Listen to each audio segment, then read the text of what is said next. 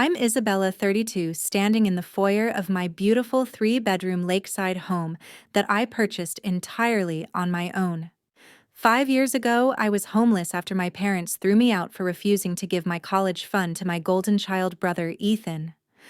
Now they demanded I host his lavish wedding here, and when I refused, they planned to ambush me anyway, with 150 guests. They had no idea what I arranged in response. If you're watching this, drop a comment telling me where you're from, and subscribe to hear how I turn the tables on my family. Growing up in Portland, Oregon wasn't supposed to be the emotional battlefield it became. My parents, Susan and Michael, seemed like normal middle-class professionals from the outside. Dad worked as a hospital administrator, climbing the ranks through sheer determination and networking skills. Mom sold real estate, specializing in upscale properties that she could never afford herself but loved to showcase to wealthy clients. Our family looked picture perfect in holiday cards, but appearances were deeply deceiving. Everything changed when my brother Ethan was born when I was 3 years old. I was too young to understand at first, but as the years passed, the pattern became painfully obvious. Ethan wasn't just loved, he was worshipped. Every milestone, every achievement, every whim catered to, while I faded into the background of our family portrait. I still remember the afternoon I brought home my report card in 6th grade, straight A's across every subject. I had worked so hard staying up late to study while maintaining my responsibilities around the house. Mom glanced at it, said "good job" without enthusiasm, and placed it on the counter under a pile of mail. That same evening, Ethan came home with his report card full of C's and one B-. Dad took us all out for ice cream to celebrate his improvement while my achievement collected dust under the electric bill. My high school graduation was scheduled for June 15th, and for once I thought I might be the center of attention. I had been named valedictorian, and Mom had reluctantly agreed to host a small party afterward. 3 days before graduation, Ethan sprained his ankle during a recreational soccer game. Nothing serious, just a minor injury that required ice and elevation. My graduation party was immediately canceled, so both parents could tend to Ethan's every need during his recovery. I sat alone in my room the night after graduation, still wearing my honors cord, scrolling through social media posts of classmates celebrating with their families. While I took the public bus to my part-time job at 16, Ethan received a brand new Ford Mustang for his 16th birthday. He needs reliable transportation for all his activities, Dad explained when I questioned the fairness. My activities, including honor society and volunteer work, apparently didn't warrant the same consideration. The final insult was sharing my bedroom with visiting relatives, while Ethan's room remained his private sanctuary. "Girls are better at adapting," Mom would say when I protested. I would come home to find my personal items moved, my bed occupied by an aunt or cousin, forcing me to sleep on the living room couch during family visits. Ethan never had to sacrifice his space for anyone. Despite the constant reminders of my second-class status in the family, I developed a passion for architecture and design. I would sketch buildings during lunch breaks at school, create cardboard models in the garage when my parents were focused on Ethan, and check out library books about famous architects. This passion became my escape, the one area of my life where I felt in control and appreciated, even if only by myself. When college application time arrived, I threw myself into essays and interviews, knowing financial support from my parents would be minimal if existent at all. My efforts paid off with a partial scholarship to a respected university with an excellent architecture program. The scholarship covered about 60% of the tuition, leaving a significant gap that needed to be filled. "We can't afford to help you," Dad stated flatly when I showed him the financial aid package. "We need to save for Ethan's education." The irony was that Ethan showed little interest in academics and had mediocre grades at best. Still, my parents had apparently been saving a college fund for me as well, though I had never been told about it directly. The truth came out during my sophomore year of college. I was working 3 jobs to stay afloat, barely sleeping 4 hours a night while maintaining a 3.8 GPA. I came home during spring break to discover Ethan had just returned from a month-long European trip paid for by my parents. When I questioned how they could afford such an extravagance when they couldn't help with my education, Mom accidentally revealed they had used some of your college money because Ethan needed this experience for his personal growth. The argument that followed was nuclear. For the first time in my life, I stood up for myself, completely letting out 2 decades of hurt and resentment. I called out the blatant favoritism, the constant dismissal of my needs and achievements, and the fundamental unfairness of using money that had been supposedly set aside for my education. "If you don't like how we parent, you can leave," Dad finally shouted, his face red with anger. Not because he recognized his wrongdoing, but because I had dared to challenge the family dynamic. "Fine," I replied, a strange calm washing over me. "I will. I'll never forget packing my belongings into black garbage bags because no one offered to help me find proper luggage." Ethan watched silently from his doorway, his expression unreadable as I made trip after trip to load my old Honda Civic with everything I could fit. Neither of my parents came out of their bedroom during this process, their closed door a final statement on how little my departure affected them. As I pulled out of the driveway for the last time at 20 years old, I glanced back at the house where I had never truly been wanted. Ethan stood in the window, one hand slightly raised, but he never came out to say goodbye. The first few months after leaving home were the hardest of my life. My meager savings quickly evaporated between gas, food, and other basic necessities. My old Honda became both transportation and shelter. I would park in different Walmart lots each night, keeping my student ID and textbooks hidden under the seat, trying to maintain the appearance of a normal college student during the day while homeless at night.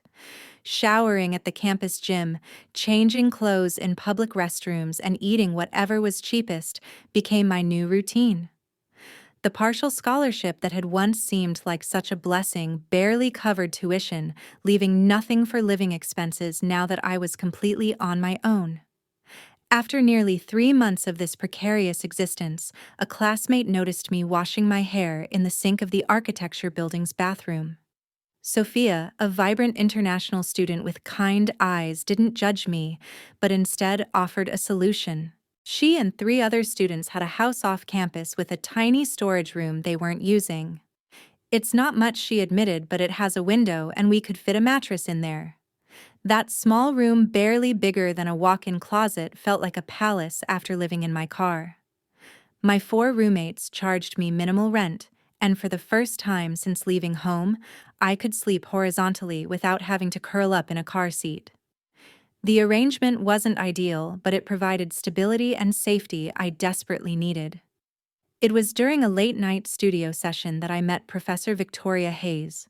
She had stayed late to review senior projects and found me working alone, refining a design long after my classmates had left. Instead of simply checking my work and moving on, she pulled up a chair. "I've been watching your progress," she said, studying my detailed sketches. "You have natural talent, but there's something else in your work: resilience. Every design you create solves multiple problems simultaneously, as if you're used to working with limited resources." Her observation hit so close to home that tears welled up in my eyes before I could stop them. Professor Hayes didn't press for details, but she offered me a tissue and her business card. "I have connections at Westlake Architecture. They're looking for an intern who thinks differently. The pay isn't much, but the experience is invaluable." That internship became my lifeline. Working 20 hours a week at Westlake while maintaining my other jobs and full-time student status was exhausting, but for the first time I was doing something aligned with my passion. The modest internship salary combined with my other income eventually allowed me to move from the storage room to sharing a proper bedroom in a different apartment. Balancing it all wasn't easy. I would go from classes to my campus job to the internship, then work on assignments until 2 or 3 in the morning, catching a few hours of sleep before starting again. Weekends were filled with shifts at a local coffee shop. There were moments I nearly broke from exhaustion, but the alternative, giving up and proving my parents right, was unthinkable. When graduation day finally arrived, I walked across the stage with honors my name called to silence, where other students had cheering sections. Professor Victoria stood up and applauded loudly from the faculty section, joined by Sophia and my other roommates.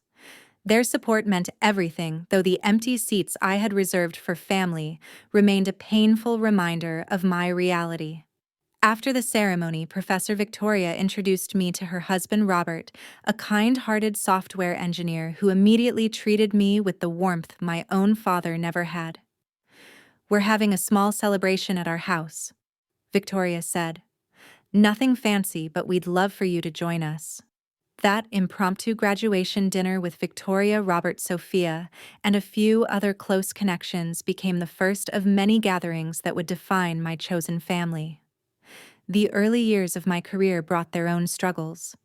Entry-level positions in architecture paid modestly, and I was starting with nothing. No family safety net to fall back on. I lived frugally, shared apartments with multiple roommates, and continued working side jobs to build my savings. Each small promotion felt like a major victory.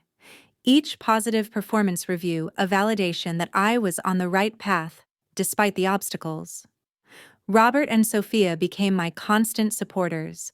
When I was passed over for a promotion I deserved, they listened to my frustrations over homemade dinner. When I received my first design award, they were the ones who took me out to celebrate. We spent holidays together creating new traditions that helped ease the pain of family estrangement. At Victoria's suggestion, I began seeing a therapist to address the trauma of my childhood and abandonment. Dr. Patterson helped me understand that the favoritism I had experienced wasn't my fault, that my parents' behavior reflected their own issues rather than any deficiency in me. Therapy gave me tools to process my anger and grief, though healing would prove to be a long journey with no quick fixes. Through it all, I maintained a singular focus on building the life I wanted. I saved diligently, lived below my means, and invested in my future. By my late 20s, I had advanced to a senior designer position at a respected firm, earned my architectural license, and built a solid professional reputation. 8 years after being thrown out of my childhood home, I achieved what once seemed impossible. After months of searching mortgage applications and negotiations, I found my dream home, a beautiful 3-bedroom house overlooking a small lake just outside the city. The property needed work, but its bones were solid and its location was perfect. Using my design skills, I gradually renovated each room, turning it into a showcase of my personal style and professional abilities. The day I received the keys remains one of the most emotional moments of my life. Standing alone in the empty living room, sunlight streaming through large windows onto hardwood floors, I broke down in tears, overwhelmed by how far I had come. From sleeping in my car to owning a home most people twice my age would envy. I had built a life my parents never believed I could have. Throughout these years, the complete silence from my biological family was both painful and freeing. No birthday calls, no holiday cards, not even a text message to check if I was alive. Sometimes the absence hurt more than active rejection would have, the indifference confirming how little I had mattered in their lives. Other times, the distance felt protective, allowing me to grow without their constant undermining of my worth. Each Thanksgiving, Christmas, and other holiday became an opportunity to strengthen bonds with my chosen family. Robert and Victoria often hosted gatherings that grew to include friends, colleagues, and other strays, without traditional family connections. Sophia, who had become my best friend, brought cultural traditions from her own background, creating multicultural celebrations that felt more authentic than the tense performative holidays of my childhood. By my early 30s, I had built a life filled with meaningful work, genuine relationships, and a home that represented security and accomplishment. The journey hadn't been easy, but I had found peace despite my family's abandonment. Or so I thought, until an unexpected phone call shattered the boundaries I had carefully constructed. It was an ordinary Tuesday evening in April when my phone rang with an unknown number. Typically, I would let such calls go to voicemail, but something compelled me to answer. The voice on the other end sent a chill through my body despite the warm spring air. Isabella, it's Mom. 7 years of silence broken with those three simple words spoken as casually as if we had talked last week. My hand gripped the phone tighter as I struggled to respond, my heart racing with unexpected adrenaline. I'm surprised to hear from you. I finally managed, my voice steadier than I felt. Well, it's been a while, she replied. The understatement so enormous it would have been comical in any other context. No apology for years of absence, no acknowledgement of how they had thrown me out. Just, it's been a while, as if we had simply lost touch due to busy schedules rather than family trauma. How are you? She continued, her tone artificially bright. Are you still doing that drawing thing? Architecture, right? I'm a licensed architect now. I replied, wondering if she had even bothered to search for me online before calling.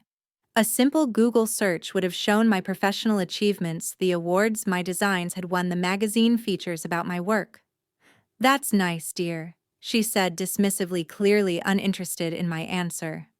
So, I have some exciting news. Ethan is engaged. Her name is Sophia Reynolds. Her father owns that chain of luxury car dealerships across the Northwest, the Elite Motors Group. You know the one. They're a wonderful family, very connected. Of course, Ethan had managed to find a partner from a wealthy family. The golden child continued his charmed trajectory, apparently. That's nice. I echoed her earlier dismissal, wondering why she had really called after all this time. The wedding is planned for June 12th. She continued, not picking up on my coolness. It's going to be quite the event. 3-day celebration, very exclusive. Good for them. I replied, still waiting for the real purpose of this call to emerge. It didn't take long. The thing is, her voice shifted to what I recognized as her persuasive tone, the one she used on reluctant real estate clients. There's been a small issue with the venue. The Lakeside Country Club double booked, and the other party has seniority. We've been scrambling to find an alternative that meets Sophia's vision. I felt a sinking sensation, suddenly understanding where this conversation was heading. Your father and I saw pictures of your house online. That real estate website, what's it called? Zillow. The lake views are stunning and the property size seems perfect. We thought it would be the ideal solution to host the wedding there. The audacity left me momentarily speechless. After 7 years of complete silence, after throwing me out of their lives, my parents' first contact was to demand use of my home for the golden child's wedding. Let me get this straight, I said slowly. You want to host Ethan's wedding at my house?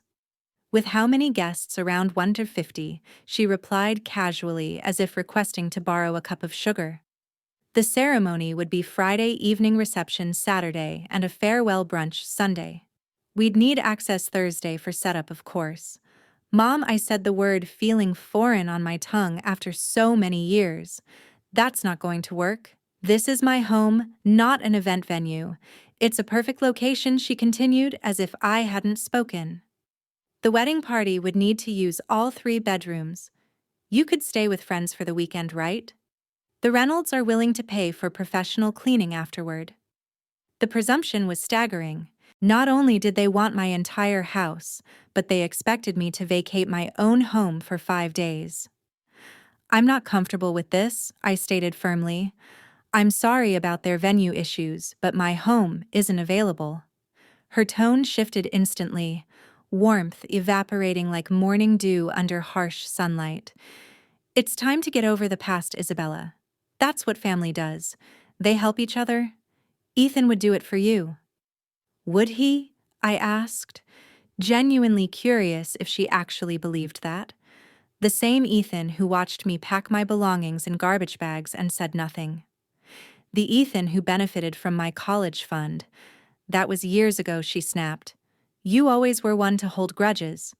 This is your chance to be part of the family again. I've built my own family, I replied. People who actually care about me. My answer is no. I heard rustling, and then my father's voice came on the line, gruff and authoritative as ever. Isabella, don't be difficult. This wedding is important for connections that could benefit all of us. All of us. Dad, you haven't spoken to me in 7 years. You threw me out. You don't get to suddenly appear and make demands about my property. There could be consequences to refusing. He said, his voice lowering to that threatening tone I remembered from childhood confrontations. The Reynolds family is very influential. Are you actually threatening me right now? I asked, amazed at how little had changed. I'm an adult with my own life. Your threats have no power anymore. There was a pause. Then Ethan's voice came on the line. Bella, it's me. Hearing my brother's voice after so many years sent an unexpected wave of emotion through me. Despite everything, there had been moments in our childhood when he had shown kindness, brief interludes, when we had been just siblings rather than rival and favorite. Hey, Ethan, I said, softening slightly. It would really help us out. He said, his tone uncomfortable. Sophia is really stressed about finding a new venue. I understand that's difficult. I acknowledged. But having 150 strangers in my personal space isn't something I'm willing to do. Surely with the Reynolds family connections, they can find an appropriate venue. Mom and Dad said you'd probably be difficult about it. He sighed. Look, just think about it. Okay. I have thought about it, I replied firmly. The answer is no. Congratulations on your engagement, but my home is not available.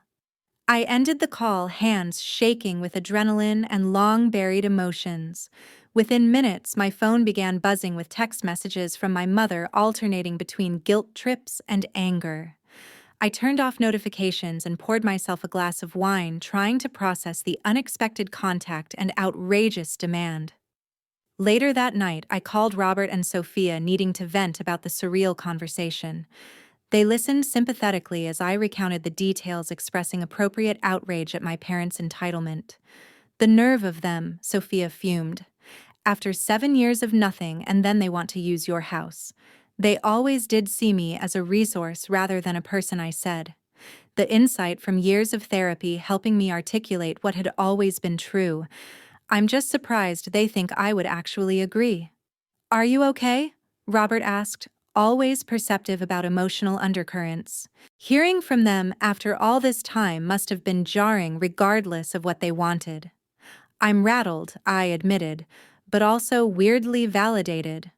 All these years of therapy talking about their toxic behavior, and then they prove everything I've said with one phone call. None of us realized then that the phone call was just the opening salvo in what would become a much larger battle. My parents had never accepted no from me before, and they weren't about to start now, especially with something they deemed as important as Ethan's wedding to a wealthy family. The next morning, my phone was flooded with voicemails and text messages, not just from my parents, but from aunts, uncles, and cousins I hadn't heard from in years. Apparently, my parents had mobilized the entire extended family to pressure me. Your poor brother has been planning this wedding for months, Aunt Susan's voicemail lamented. Family needs to come first, Isabella. We've all been wondering where you've been all these years. Uncle Robert's message began, conveniently forgetting that none of them had reached out after my parents threw me out. It's time to come back to the fold and do the right thing. Each message carried the same theme. I was selfish for not allowing my home to be used. I was holding on to childish grudges. I needed to grow up and help family. Not one person acknowledged the years of abandonment or questioned why my parents couldn't find another venue. Just as I was silencing my phone to focus on work, an email notification appeared from an unfamiliar address. The subject line read, "About the wedding venue, sister-in-law to be." Sophia Reynolds, Ethan's fiancée, had decided to try her hand at persuasion. Her message was masterfully crafted, beginning with sympathy for whatever family issues existed in the past, then pivoting to how meaningful it would be to begin healing those wounds through her and Ethan's celebration of love. She described her vision for the wedding, complete with floating lanterns on the lake and string quartets on the lawn. She emphasized how perfect my quaint home would be, though photos showed it was larger and more elegant than she acknowledged.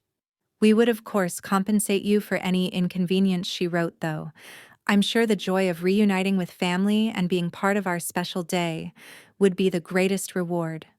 Her tone struck me as condescending and manipulative, clearly informed by my parents' version of events. She ended with a none too subtle reminder of her family's influence, mentioning her father's close relationships with several architectural firms in the region. Something about her email prompted me to search social media for information about the wedding. What I found left me cold. The wedding already had a dedicated Instagram account, and scrolling through recent posts revealed several photos that had clearly been taken from just beyond my property line. Someone had been physically scouting my home without my knowledge. Even more disturbing was the wedding website, which I found linked from Sophia's Instagram. There, in elegant script over a photo of my backyard in Lake View, were the details of a 3-day celebration at a family estate. The address wasn't listed publicly, but a password-protected section presumably contained this information for invited guests. The schedule detailed everything from Thursday setup to Sunday brunch, with activities planned throughout my property, including areas that would require access to the interior of my home. They had mapped out use of my master bedroom as the bridal suite guest rooms for immediate family and transformation of my living and dining areas into reception space. All of this had been planned without my consent or knowledge. The realization sent a wave of violation through me, as if my boundaries had been not just crossed, but completely disregarded. I immediately called Ethan, bypassing our parents, to confront him directly. "Why are there photos of my property on your wedding website?" I demanded when he answered. "And why does it look like you've already planned to use my home when I explicitly said no?" His hesitation told me everything before he even spoke. "Look, Bella, it wasn't my idea. Mom and Dad convinced Sophia it would work out." "Work out how?" I said, no clearly and unambiguously. Ethan sighed heavily. "They think if they just show up with everyone, you won't make a scene. You'll feel pressured to go along with it rather than turn away 150 people, including Sophia's family." The calculation was so coldly manipulative that it momentarily took my breath away. They planned to ambush me to force my hand by creating a situation where I would be the villain for enforcing my own boundaries. They told Sophia and her parents that you're thrilled to host, but like to play hard to get. Initially, Ethan admitted, sounding uncomfortable. "They're convinced you'll come around, especially once you see how important this connection is for the family. And you went along with this?" I asked, hurt despite everything. "You know what they did to me, Ethan. You were there." "I didn't have much choice," he said weakly. "You know how they are. And Sophia's family is? Well, they're used to getting what they want." "So are our parents," I replied coldly. "But not this time. I want you to understand something clearly, Ethan. I will not be hosting your wedding. Not by choice, and certainly not by ambush. If you all show up here expecting to take over my property, you will be turned away. I will not be manipulated or bullied, not anymore." "Bella, please." He started, but I cut him off. "No. For once in your life, you need to deal with disappointment. Find another venue and tell our parents that their plan has failed. I know about it now, and I will be prepared." I ended the call, hands shaking with anger and anxiety.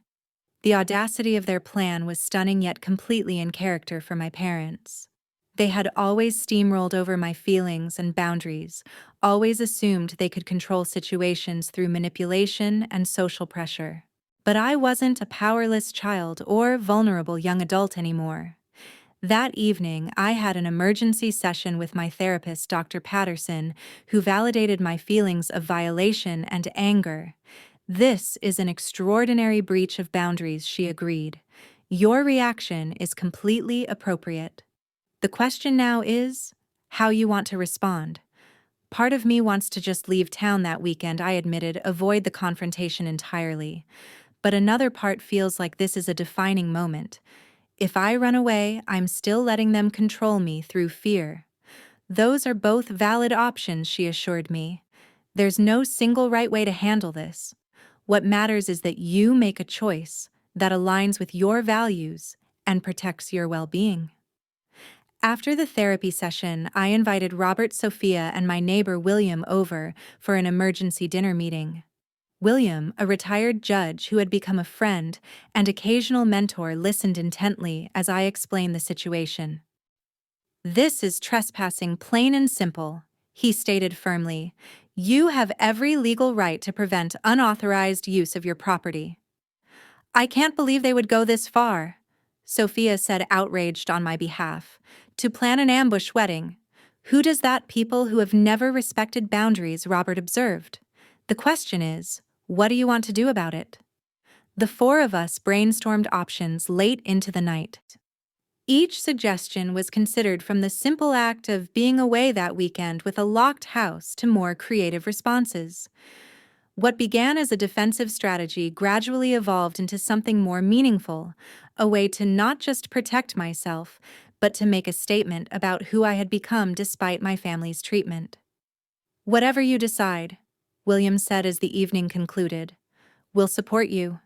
You're not alone in this." Looking at the three concerned faces around my dining table, I felt a surge of gratitude for the family I had chosen. Unlike my biological relatives, these people respected my autonomy, valued my feelings, and showed up when I needed them. With their support, I began to formulate a plan that would not only thwart my parents' scheme, but transform it into something meaningful on my own terms. The next morning, I contacted Laura Kensington, an attorney recommended by William. She specialized in property law and had experience with restraining orders and trespassing issues. After explaining my situation, she laid out my legal options. "Your property rights are quite clear," she explained. "No one can use your land or home without permission, family or otherwise. We can file a cease and desist letter immediately, making your position official." "What about the day itself?" I asked. "If they ignore the legal warning and show up anyway, we can coordinate with local police in advance," she advised. "File documentation explaining the potential trespassing situation. That way, if you need to call them on the day, they'll already understand the context."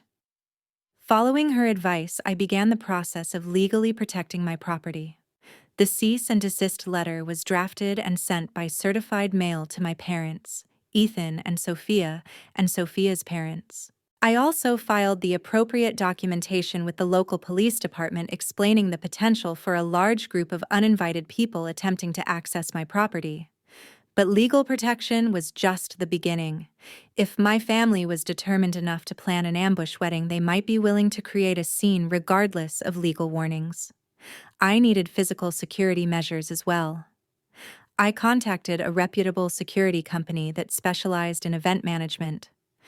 After explaining the unusual circumstances, they recommended a temporary fencing solution that could be installed the day before and removed after the weekend, along with 2 professional security guards stationed at the entrance to my property.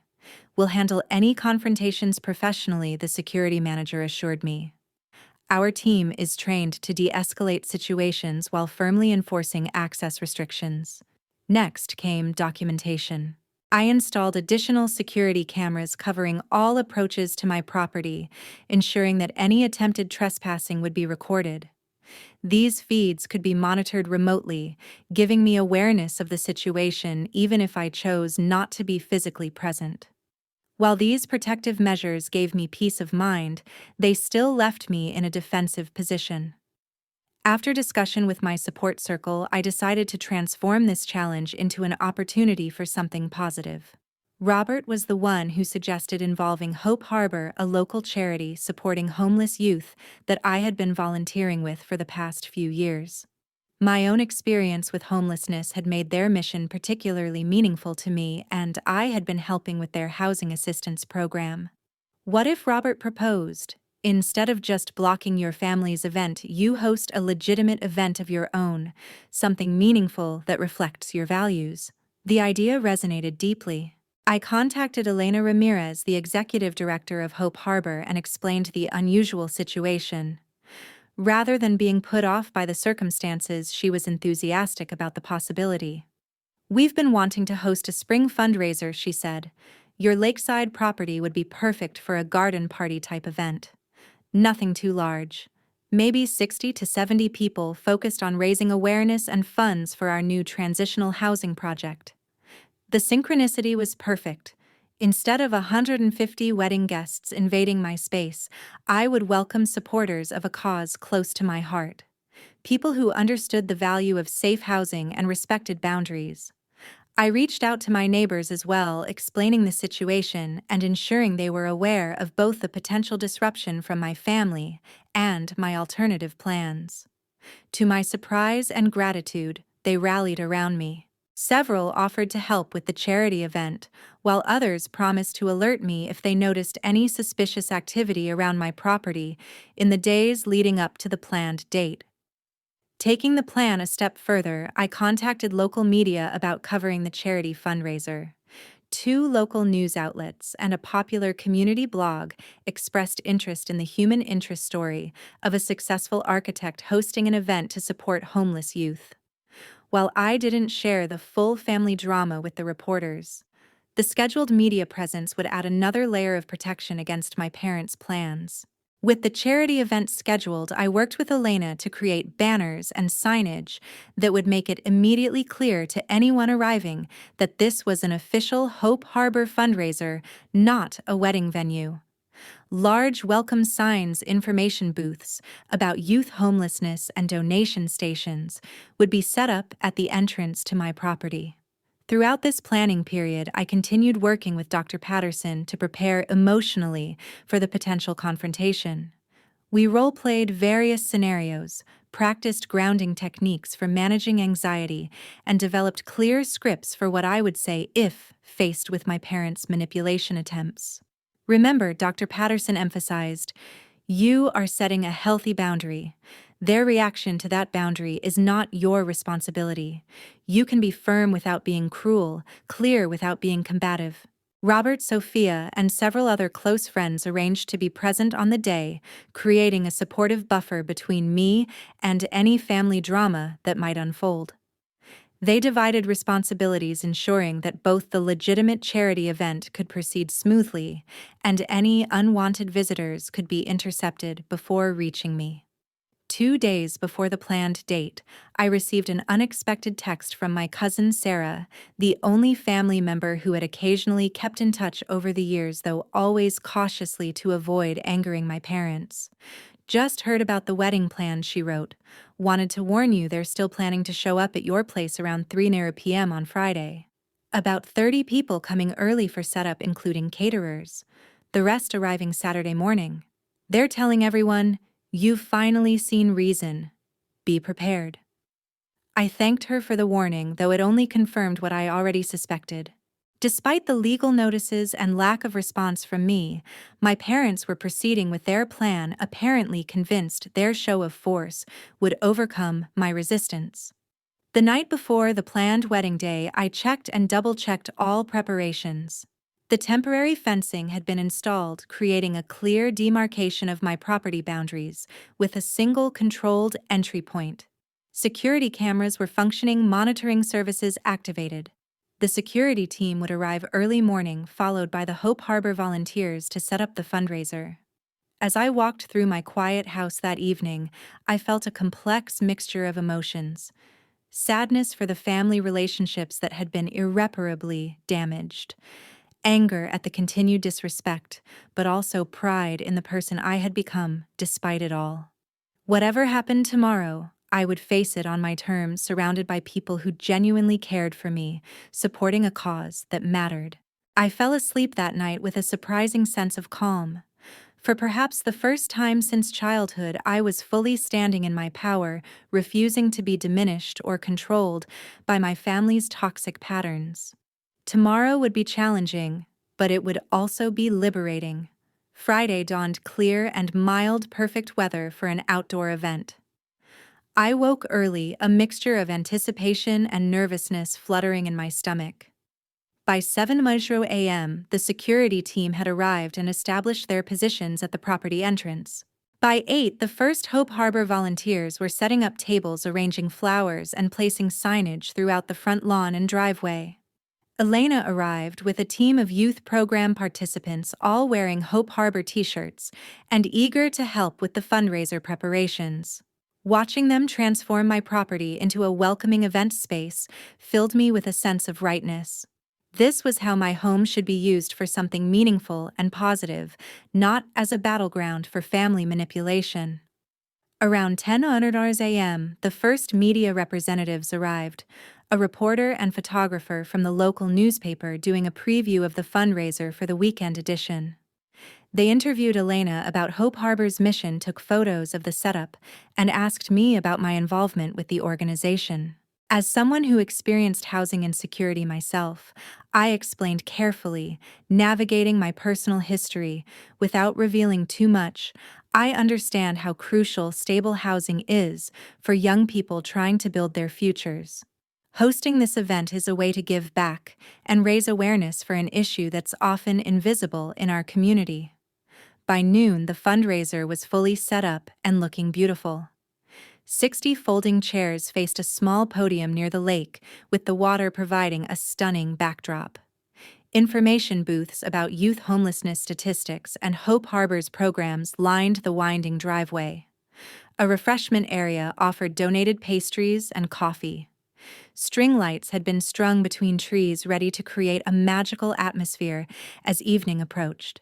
Everything was ready for the official start of the fundraiser at 2:00 p.m., 1 hour before my family's planned arrival, according to my cousin's intelligence. My support team was in place. Robert and Sophia positioned near the entrance. Other friends dispersed throughout the property. I felt as prepared as possible for the confrontation ahead. At 2:45, just as the fundraiser was getting underway, with about 40 attendees present, the security team radioed that several vehicles had pulled up outside the gate.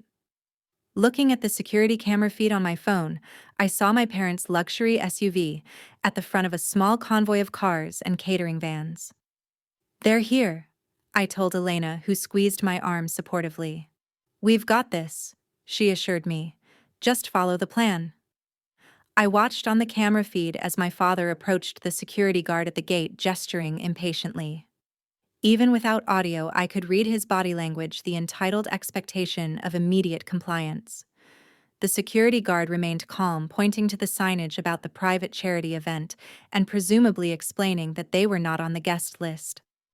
My mother joined my father, her animated gestures becoming increasingly agitated as she faced continued refusal. Behind them, I could see Ethan and a woman I assumed was Sophia emerging from another vehicle along with an older couple likely to be Sophia's parents. More cars continued to arrive, creating a growing cluster of confused wedding guests in elegant attire. Channel 2 reports wedding guests attempting to access from the lakeside, came a voice over the security radio. My backup plan of having a second security team monitoring the waterfront access was proving necessary. "Time to make an appearance," Robert asked, approaching with Sophia beside him. I nodded, taking a deep breath. "Let's go." The three of us walked calmly toward the front gate where the confrontation was escalating. As we approached, I could hear my father's voice loud and commanding. "This is a private family event," he was insisting. "We have permission from the homeowner." "No, you don't," I said clearly as we reached the gate. My father turned momentary surprise flickering across his face before settling into a stern expression. "Isabella, enough games. We have guests arriving. Open the gate immediately." "This is not a game," I replied evenly. "This is a legitimate charity fundraiser for Hope Harbor, an organization supporting homeless youth. It's been planned for weeks, and these are my invited guests." I gestured to Elena, who had joined us at the gate. "I'm Elena Ramirez, Executive Director of Hope Harbor." She introduced herself professionally. "We're so grateful to Isabella for hosting our spring fundraiser.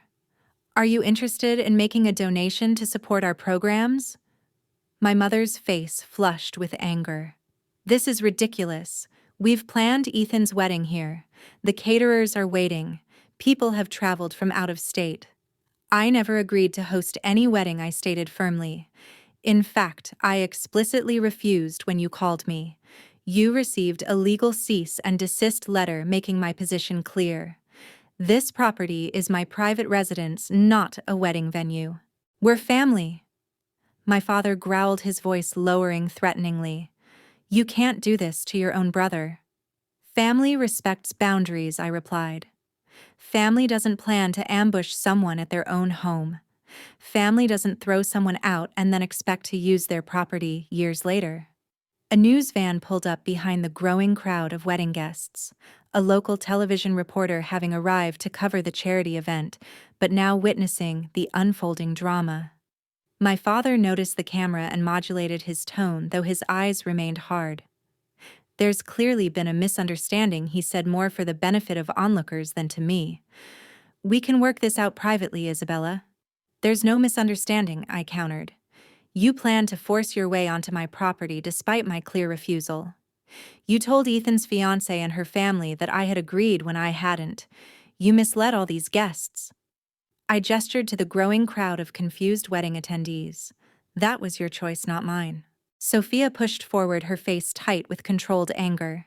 Do you have any idea how humiliating this is? All of our friends and family are here. The rehearsal dinner is supposed to be tonight. I'm sorry you were misled, I said sincerely. But that responsibility lies with the people who told you this location was confirmed when it wasn't.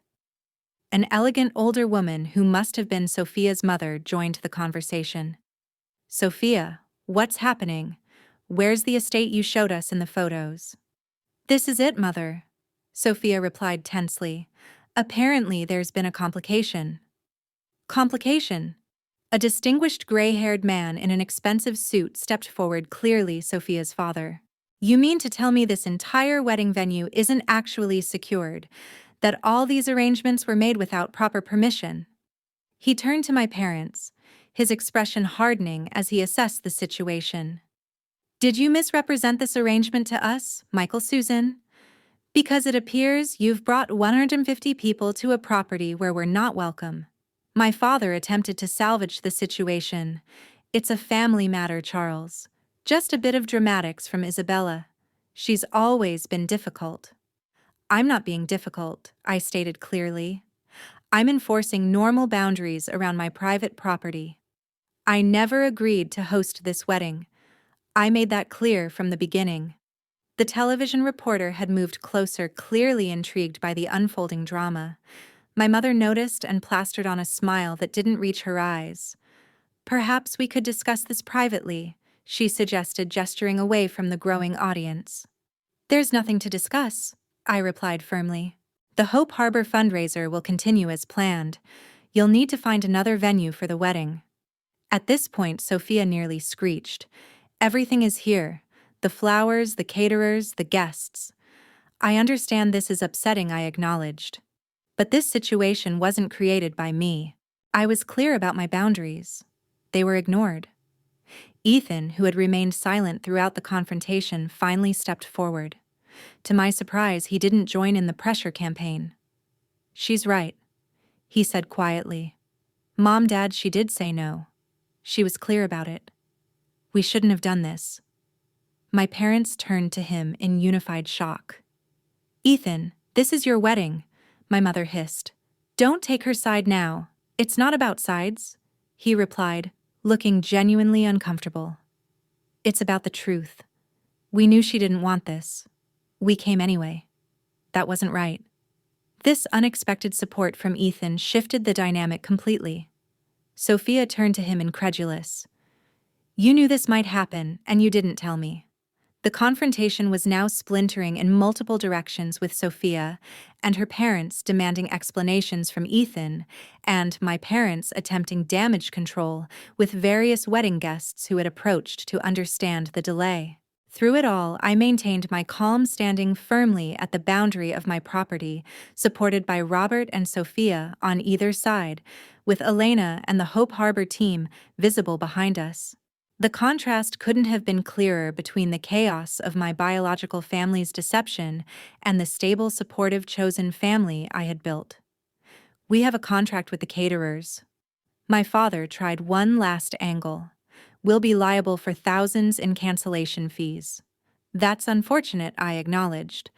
but it's the consequence of planning an event at a venue you didn't actually have permission to use. As the reality of the situation finally sank in, the wedding party began to disperse. Confused guests returned to their cars, caterers packed up unused equipment, and Sophia's parents led her away. Intense conversation with Ethan following behind.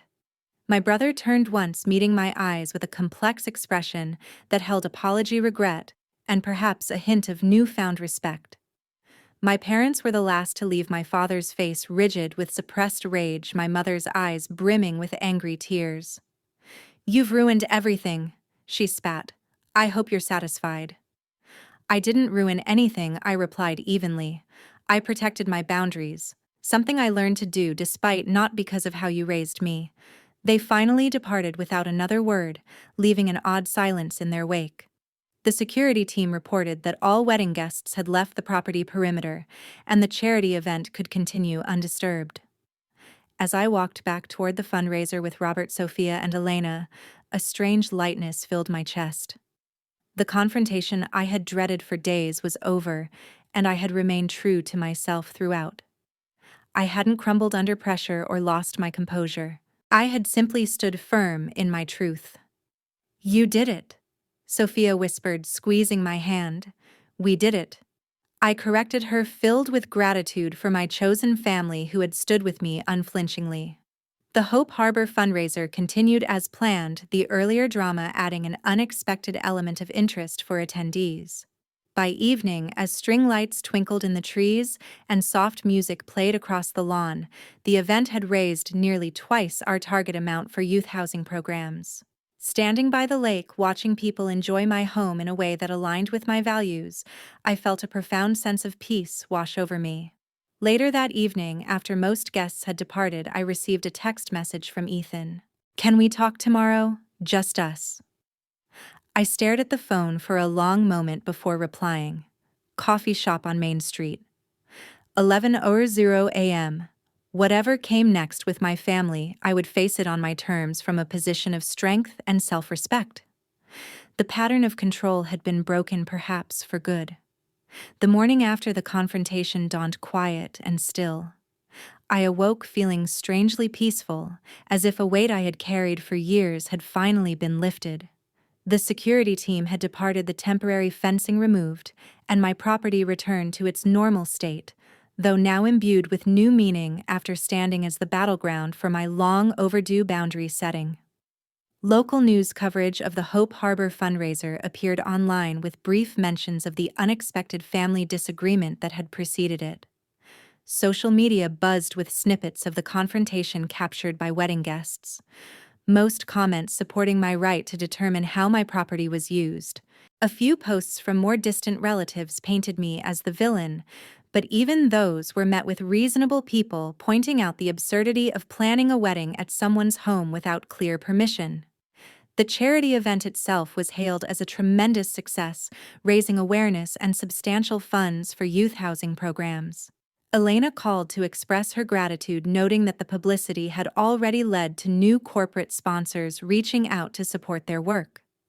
Something positive had emerged from the attempted invasion, a fitting transformation of negative energy into constructive outcomes. At 11:00 a.m., I arrived at the small coffee shop on Main Street for my meeting with Ethan. I spotted him already seated in a corner booth, looking tired and subdued. As I approached, I noticed he seemed different somehow, less the golden child and more a man facing difficult realizations. "Thanks for coming," he said as I sat down across from him. "I was surprised you reached out," I admitted, studying his face for signs of our parents' influence. He sighed heavily, running a hand through his hair. "Yesterday was enlightening in the worst possible way." "How so?" I asked cautiously, seeing Mom and Dad from the outside perspective, watching how they manipulated everyone, including me and Sophia. It was like suddenly seeing a pattern that's been there my whole life, but I was too close to recognize. I remained silent, allowing him space to continue his thought process without interruption. "The wedding's postponed, by the way," he added. "Sophia and I have some things to figure out. I'm sorry if my actions caused problems for you. I said, though, not entirely certain I meant it. Don't apologize, he replied quickly. You were right to do what you did. The apology should come from me. He met my eyes directly. I'm sorry, Bella. Not just for the wedding fiasco, but for everything. For watching them throw you out and doing nothing. For benefiting from their favoritism all these years. For the way they treated you our entire childhood. His apology caught me off guard. In all my imaginings of this confrontation and its aftermath, I had never expected genuine remorse from Ethan.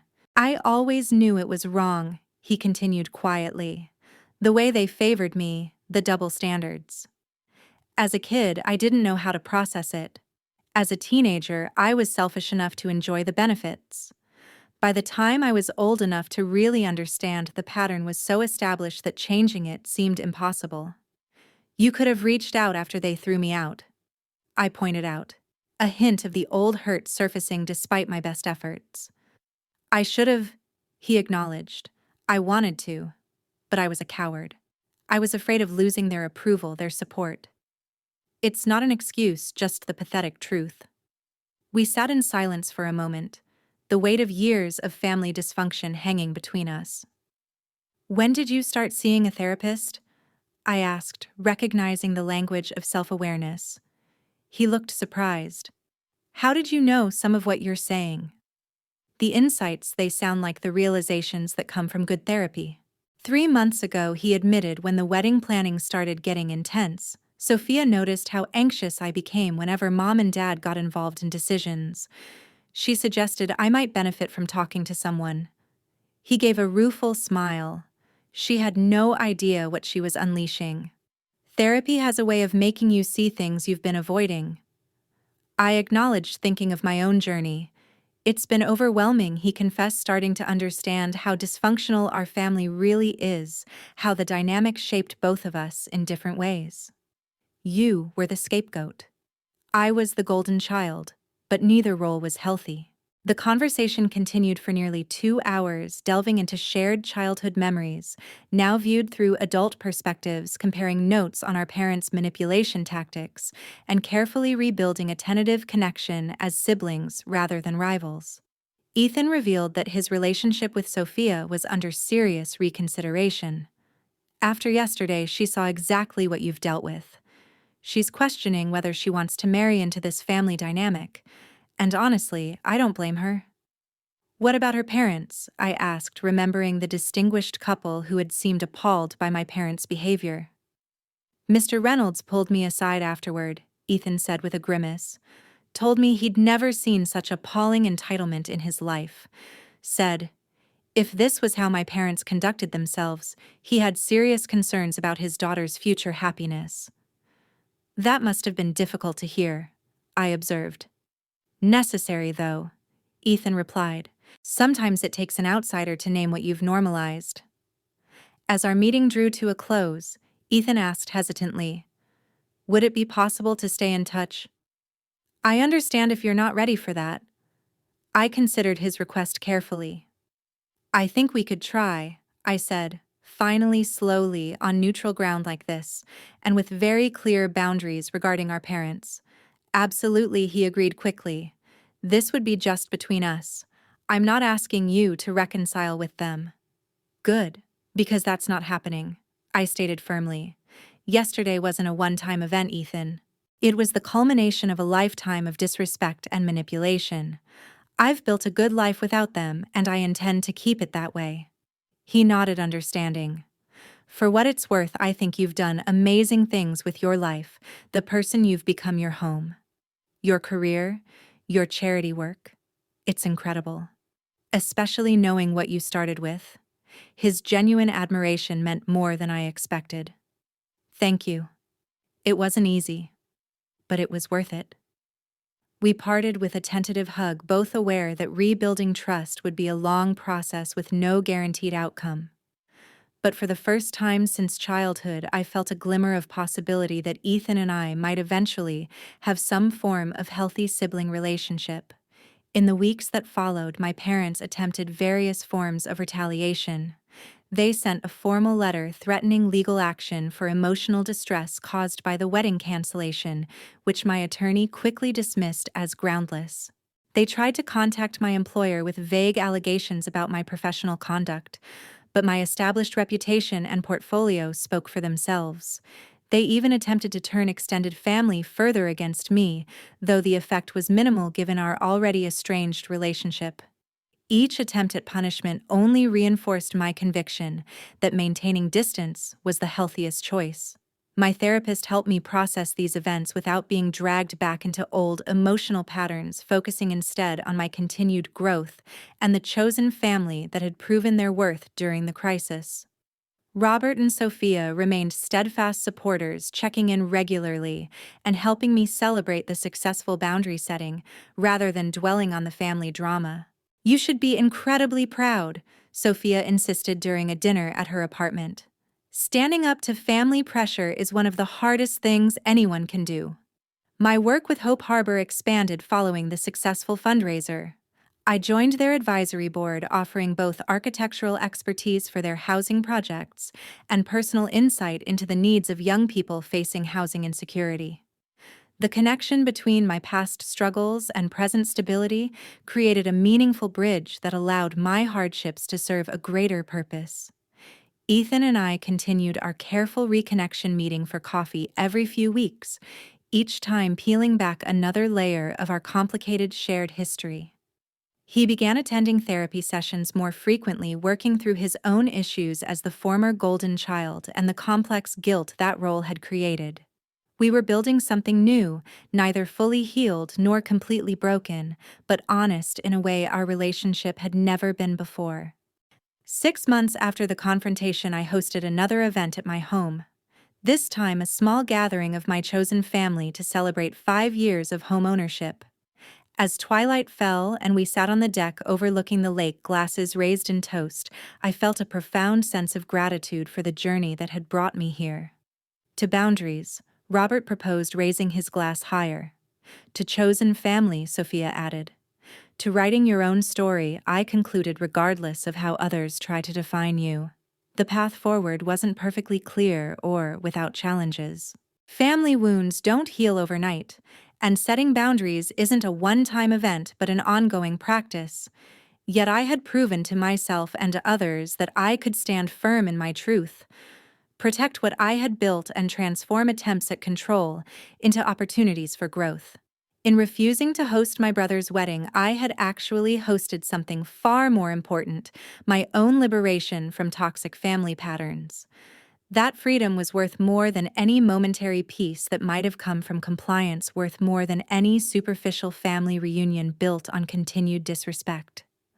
I continue to build and strengthen my chosen family, those relationships based on mutual respect, genuine care, and healthy boundaries. I focus on using my story to help others who have experienced family rejection or homelessness, turning pain into purpose.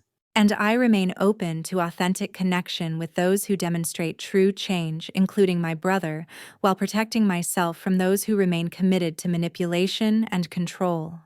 Have you ever had to set difficult boundaries with family members? What helped you stay strong when they tried to push back? Share your experiences in the comments below. And if this story resonated with you, please like and subscribe for more stories about maintaining boundaries and building a life on your own terms. Remember that your worth isn't determined by those who couldn't see your value.